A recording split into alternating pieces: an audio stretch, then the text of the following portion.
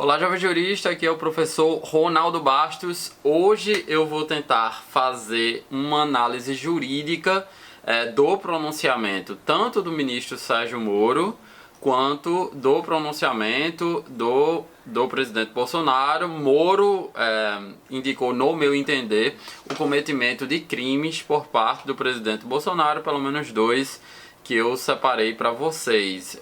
Se vocês não conhecem, essa é a análise jurídica, né? O quadro aqui do blog Ronaldo Bastos, onde eu pego notícias da imprensa e tento fazer uma interpretação jurídica, quase como um negócio de explicar o juridiquês, né? Se você gosta de vídeos desse tipo, dá o gostei aqui embaixo, se inscreve no canal, comenta aí o que você está achando dessa análise. Se você quer aprender como se faz uma análise jurídica, se você quer ser um jurista de verdade, no link na descrição desse vídeo está o meu curso de prática jurídica, onde eu lhe ensino a você ser um jurista de verdade, ser um advogado de verdade, sem mais conversa fiada. Vamos para o pronunciamento. Eu estou gravando no dia 24 de abril de 2020 e eu vou falar primeiro do pronunciamento, que foi um pronunciamento bombástico do ministro Sérgio Moro, né, que se deu lá pelas 11 horas da manhã, né? O ministro, como eu disse, ele acusou o presidente Bolsonaro do cometimento de pelo menos dois crimes, né? Vou tratar do primeiro, que eu considero, né? O crime, digamos, mais grave foi o crime de obstrução da justiça, né?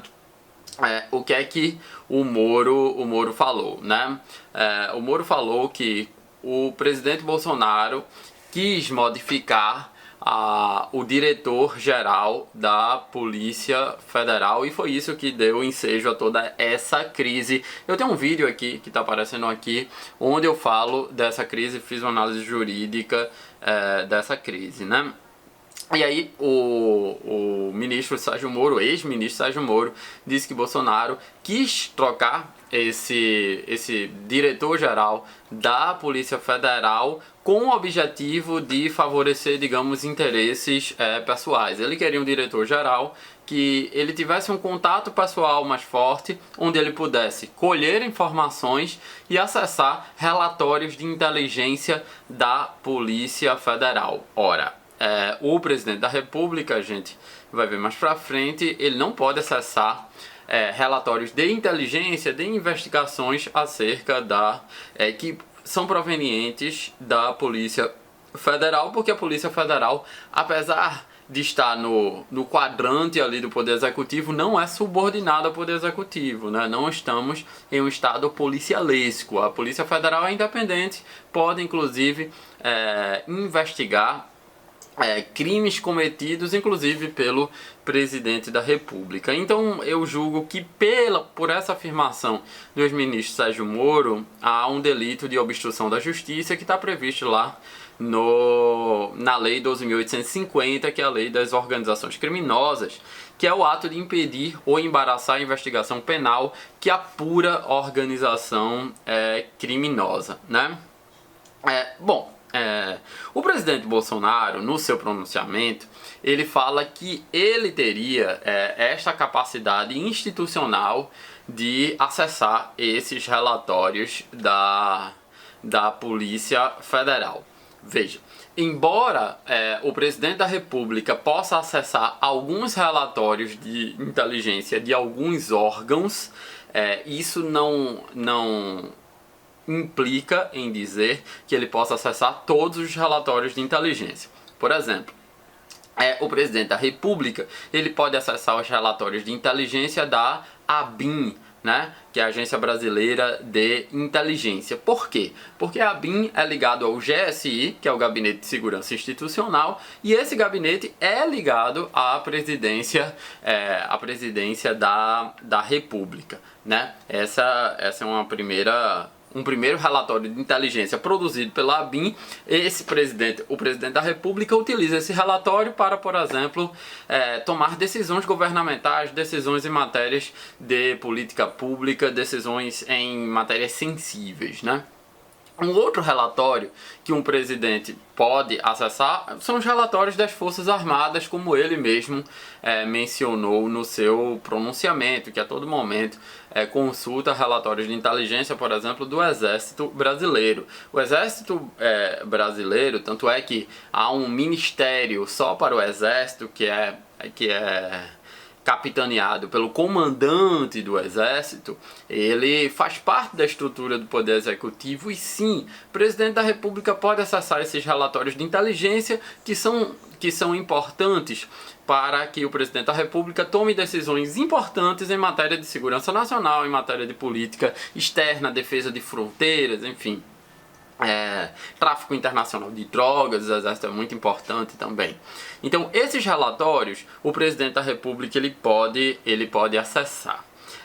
Porém, o relatório da Polícia Federal, de inteligência da Polícia Federal, ele não pode, porque, como eu disse, a Polícia Federal tem a prerrogativa, inclusive, de investigar crimes federais, por óbvio, e que podem ser cometidos pelo próprio presidente da República. O que é que está acontecendo?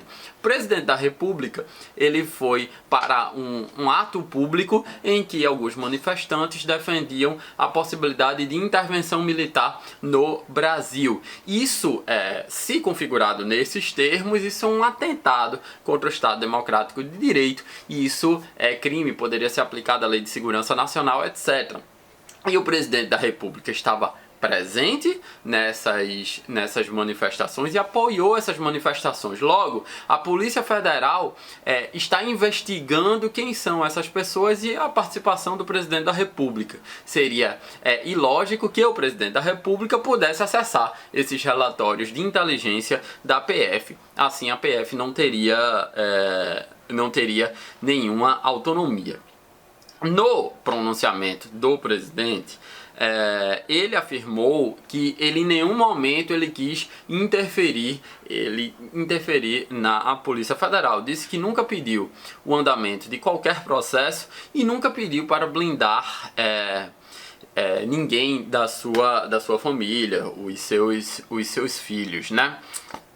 Porém, ele mesmo falou no discurso que ele determinou que a PF fosse a um presídio para ouvir uma ex-namorada do seu filho, que ele chama de 04, né, o seu filho Renan, que estava sendo suspeito de algum tipo de crime, né? Então ele usou a PF para ouvir uma testemunha. Então ele ordenou que a PF fosse nesse presídio. O que é isso se não interferir num órgão que é autônomo, né?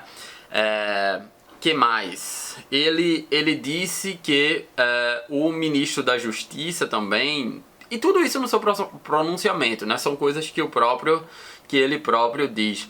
Ele diz que a PF ela deveria investigar de tais e tais formas como se deu a suspeita, o provável assassinato dele, aquela facada que ele recebeu no período de campanha. Ele mesmo diz no seu discurso que pressionou muito Moro para Moro pressionar a PF porque ele discordava dos resultados do inquérito policial. O que é isso senão interferir na independência da Polícia Federal? Ele falou outra coisa, coisas adjacentes. O discurso dele é muito fuga ao tema, né?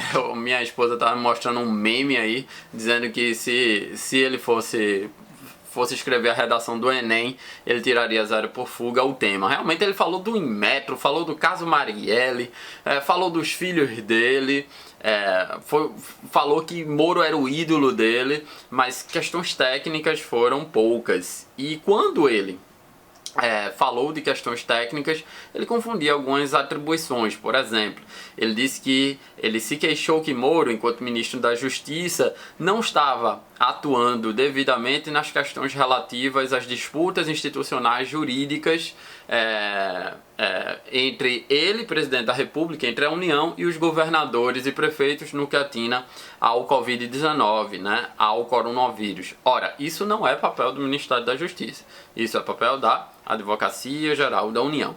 Então, a conclusão que eu chego desse primeiro ponto da obstrução da justiça é que pelo próprio pronunciamento dele, para mim, enquanto assessor de um juiz criminal há 5 anos, eu acho que ele mesmo confessou que obstruiu, sim, a justiça quando ele disse que usou a PF para ouvir uma ex-namorada do próprio filho, quando ele diz que discorda e pressionou o ministro Sérgio Moro para pressionar a PF acerca que ele discordava do resultado do inquérito acerca do seu assassinato, a sua tentativa de assassinato na campanha, e diz que ele teria direito sim de acessar relatórios de inteligência da Polícia Federal. Então, eu não estou inventando nada disso, é tudo isso no pronunciamento dele. Então ele mesmo confessa, assim, na minha opinião, que interferiu sim na Polícia Federal. Vamos lá. A segunda acusação do ex-ministro Sérgio Moro é que quando se deu a exoneração do diretor-geral da Polícia Federal, quando se deu a publicação dessa exoneração, primeiro, tem a assinatura do Moro lá, e o Moro não foi comunicado disso, e Moro diz que não foi uma exoneração a pedido. Como eu falei nesse vídeo aqui, que já deve ter aparecido para vocês, há 2 tipos de exoneração. Exoneração de ofício, onde o próprio presidente ele exonera o servidor público que é seu subordinado. Nesse caso ele não é necessariamente subordinado, porque ele é o diretor-geral da PF, mas ele tem o presidente da República é o que nomeia o diretor-geral da PF. E a pedido, né? A exoneração a pedido é aquela que o próprio servidor diz que não está mais com o clima de exercer aquele cargo ou função pública e ele pede a exoneração, né? E segundo Moro, nem foi uma exoneração a pedido, como ficou registrado no Diário Oficial da União, nem o ministro Moro ele teve participação nisso, ele deu anuência a isso. Então, como saiu o nome do ministro Sérgio Moro aí, eu só posso ver um possível crime de falsidade ideológica, né? Que é previsto lá no artigo 299 do Código Penal. Diz assim: omitir em documento público ou particular declaração que dele devia constar, ou nele inserir ou fazer inserir declaração falsa, no sentido de, aqui, fazer inserir que declaração falsa? A própria assinatura digital do ex-ministro Sérgio Moro. Então, isso configuraria, se Moro estiver certo, se ele não tiver realmente sido consultado e ter aposto a sua assinatura ainda que digital, isso configura crime de falsidade ideológica. Como é que o presidente, nesse ponto da exoneração a pedido, pode provar nisso, né? A gente está falando de serviço público, a exoneração é um ato administrativo, então isso tem um procedimento. Então uma exoneração a pedido tem que ter um requerimento daquela pessoa que está sendo exonerada, que está pedindo para ser exonerado. Então a Presidência da República, por meio da Advocacia Geral da União, vai ter que apresentar esse documento, né? Ou se foi de forma oral, não, também é possível, né? De forma oral, mas vai ter que apresentar isso. Não pode ser subentendido que ele queria ser exonerado, até porque o presidente da República ele tem a prerrogativa de exonerar, porque é um cargo de livre nomeação e livre exoneração, que juridicamente a gente chama de ad nutum. Então, só que no momento em que ele utiliza uma forma inadequada e realmente ele incorre nesse crime de falsidade ideológica se essas informações não baterem. Do outro lado, Sérgio Moro pode ter cometido algum crime? Pode. Por exemplo, se essa questão da interferência na Polícia Federal, se, como no pronunciamento do ministro Sérgio Moro, que ele disse que quando Bolsonaro disse que queria acessar relatórios de inteligência, Moro disse, aí isso vai ser uma interferência política. E segundo Moro, Bolsonaro diz, vai ser mesmo uma interferência política. Então, se Moro sabia disso há muito tempo, é possível que com alguma interpretação possa se considerar que Moro, se só revela isso agora, quando a situação já estava insustentável, ele teria prevaricado, né? Que é um crime contra a administração pública previsto lá no artigo 319 do Código Penal, que diz retardar ou deixar de praticar indevidamente ato de ofício ou praticá-lo contra a disposição expressa de lei para satisfazer interesse ou sentimento pessoal. Lembre-se que no pronunciamento do presidente Bolsonaro, ele acusa Moro de querer ir para o STF e retardar essa destituição, essa exoneração do diretor-geral só quando Moro já estivesse no STF. Então, por exemplo, vamos supor que Moro tenha incorrido nesse crime de prevaricação. Moro, então, deixou de praticar um ato de ofício, ou seja, essa interferência política é ilegal, então Moro deveria denunciar essa interferência política para quê? Para satisfazer interesse ou sentimento pessoal, o desejo dele de ir ao STF. É claro que para configurar isso, tem que se averiguar o momento em que Moro soube disso e quando é que ele tomou essa decisão, e também se realmente isso aconteceu. Só a instrução criminal pode determinar isso. Se isso tudo for uma grande mentira, que na minha opinião o próprio presidente Bolsonaro, no seu pronunciamento, ele já confessou a sua interferência na PF. Mas imagine que isso seja uma grande mentira inventada pelo ministro, agora ex-ministro, Sérgio Moro. Ele teria cometido algum crime ao falar essa grande mentira? Teria, que é o crime previsto no artigo 339 do Código Penal, que é um crime contra a administração da justiça, que é o crime de denunciação caluniosa. O crime de denunciação caluniosa diz o seguinte: dar causa à instauração de investigação policial, de processo judicial, instauração de investigação administrativa, inquérito civil ou ação de improbidade contra alguém, imputando-lhe crime de que o sabe inocente. Então Moro teria que saber que o presidente Bolsonaro era inocente desse crime, esses dois crimes, que Moro está imputando ao presidente. E a notícia aqui, quando eu gravo esse vídeo, é que o Procurador-Geral da República já solicitou ao STF a abertura de inquérito policial para, com base nas declarações do ministro Sérgio Moro, estar imputando uma série de crimes como advocacia administrativa, prevaricação, obstrução da justiça, etc, etc. Um monte de crimes esse Procurador-Geral da República estaria imputando. Lembrando que, apesar de ser nomeado pelo Presidente da República, o Procurador-Geral da República é o chefe do Ministério Público Federal, chefe do Ministério Público da União, melhor dizendo, e nesse caso ele é independente, né? Ele não faz parte da estrutura do governo. Beleza, deu para entender esses dois crimes que, na minha opinião, ocorreram. Segundo o PGR, né, o Procurador-Geral da República, ocorreram bem mais. Eu só pensei em dois. Pois bem, o próximo ponto. Cabe a instauração de uma comissão parlamentar de inquérito? Bom, quais são os requisitos de uma comissão parlamentar de inquérito? São 3. Primeiro, tem que ter 1/3 de apoio dos parlamentares, seja do Senado, seja da Câmara.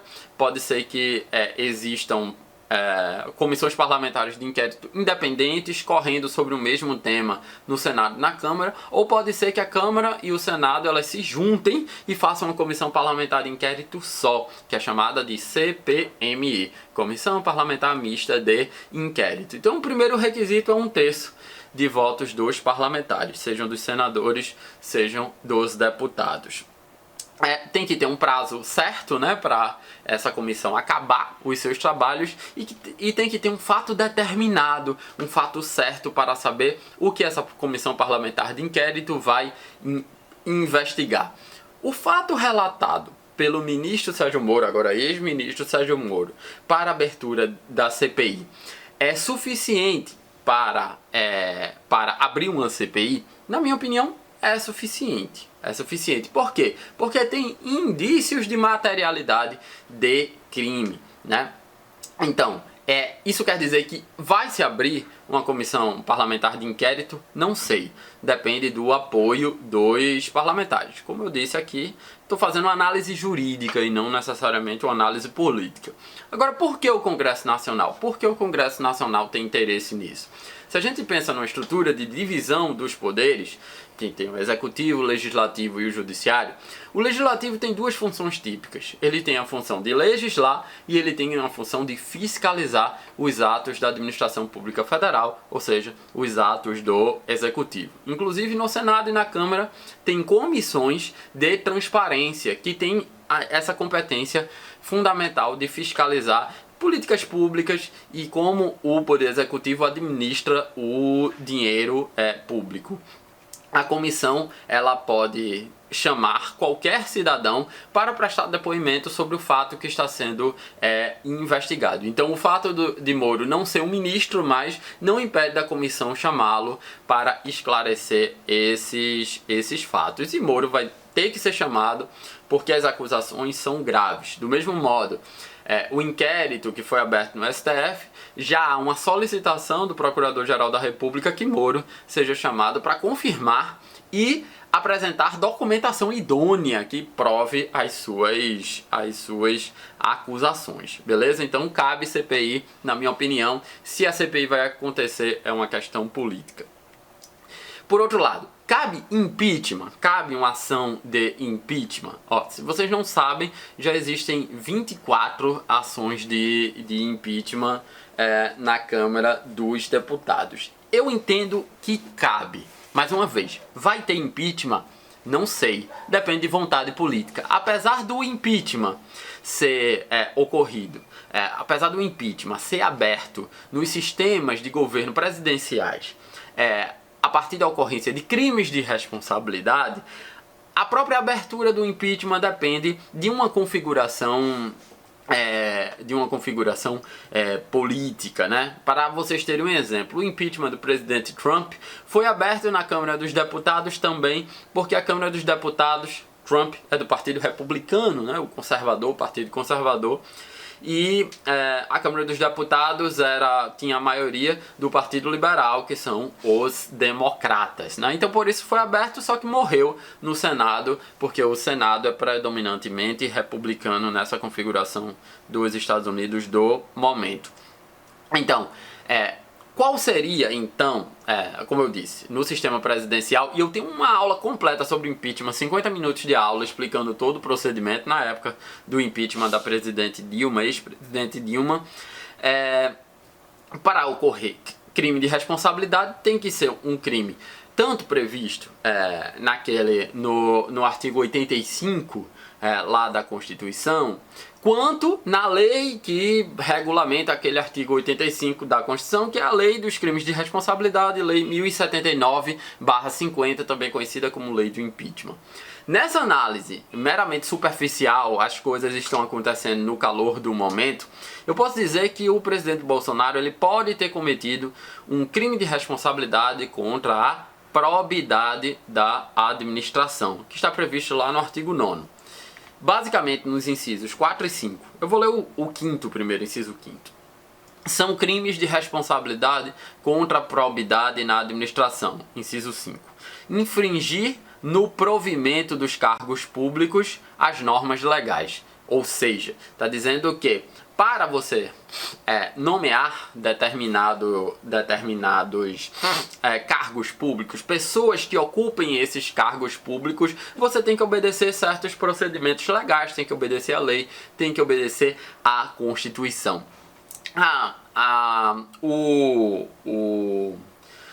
O ato de nomeação de um cargo em comissão, como é o diretor-geral, é um ato administrativo. E o ato administrativo, obedecendo a ideia de que o ato administrativo tem aquelas 5 características, né? A competência, a finalidade, a forma, o motivo e o objeto. A finalidade do ato administrativo é sempre o que a gente chama de uma finalidade vinculada, ou seja, o administrador, o gestor público, ele não pode utilizar o ato administrativo para atingir uma finalidade que não é pública. Então, ele tem que sempre atingir o interesse público, que a gente chama de finalidade geral, e ele tem que atingir, no caso de que a lei determine, as finalidades especiais, né? Mas essas finalidades são sempre públicas. Então, quando você nomeia um diretor-geral da Polícia Federal para poder ter um contato pessoal com esse diretor, para poder blindar a sua família de possíveis inquéritos, essa finalidade não é pública, algo que a gente chama de desvio de finalidade, de modo que isso, caso seja provado, evidentemente, isso faria com que o presidente incorresse nesse crime de responsabilidade. Se o que o Sérgio Moro está falando é verdade, e se o que o próprio presidente falou no pronunciamento, que para mim ele confessou que tinha essa interferência, é verdade, então ele cometeu crime de responsabilidade. Certamente vai ser preciso investigar também se essa interferência iria ocorrer ou se essa interferência já ocorreu, porque isso também configuraria crime contra a probidade da administração, lá artigo 9º, inciso 4 da Lei 1079/50, que diz o seguinte: é crime contra a probidade da administração expedir ordens ou fazer requisição de forma contrária às disposições expressas da Constituição. Bom, quando ele acessa um relatório de inteligência, ele requisita vistas a esse relatório de inteligência, então ele também está cometendo um crime de responsabilidade. É claro que aqui nesse ponto é preciso saber se o presidente já fez isso ou se ele ainda tinha intenção de fazer, né? Se a gente sabe, naquela estrutura do iter criminis do direito penal, se o sujeito ativo do crime não iniciou os atos de execução, se ele só tinha pensado em fazer, ainda estava na sua esfera, a esfera mental, né, a sua esfera das intenções, ele não comete crime em regra, né? Então, para mim, ele cometeu pelo menos o inciso 5º do artigo 9º, que é infringir no provimento dos cargos públicos as normas legais, se esses pressupostos fáticos estiverem presentes. Pois bem, impeachment, como é o procedimento de impeachment, mais uma vez tem meu vídeo sobre impeachment, que já deve ter aparecido aí para vocês. Ele envolve tanto a Câmara dos Deputados, quanto o Senado Federal, quanto o presidente do Supremo Tribunal Federal. É um procedimento que se inicia na Câmara dos Deputados e, se tem autorização 2/3 da Câmara, né, da liberação da Câmara dos Deputados, vai para o Senado Federal. Quem é o responsável, quem é o competente para iniciar esse procedimento? O presidente da Câmara dos Deputados. Quem é o presidente da Câmara dos Deputados? O presidente da Câmara dos Deputados é Rodrigo Maia, o deputado Rodrigo Maia, atual desafeto do presidente da República. Se lembra que eu falei lá que existe crime de responsabilidade, mas não sei se vai existir vontade política? Talvez o presidente esteja se enrolando com as suas próprias mãos, suas próprias declarações, né? Então é isso, espero que vocês tenham gostado de mais um vídeo desse de análise jurídica, um vídeo feito no calor da hora. Estou gravando esse vídeo logo depois do pronunciamento do presidente Jair Bolsonaro. Fiz o que era mais ou menos o certo, né? Ouvi o pronunciamento do ministro Sérgio Moro com as denúncias e logo depois ouvi, só comecei a gravar quando eu vi as respostas do presidente Bolsonaro, que para mim não foram satisfatórias, muito pelo contrário, eu acho que ele confessa pelo menos o crime de obstrução da justiça. Ele se defendeu bem do crime de falsidade ideológica, mas de obstrução da justiça eu acho que ele mesmo confessou. É isso. Espero que vocês tenham gostado. Esse vídeo ficou um pouco longo. Cursodepraticajurídica.com, link na descrição do vídeo. Até uma próxima.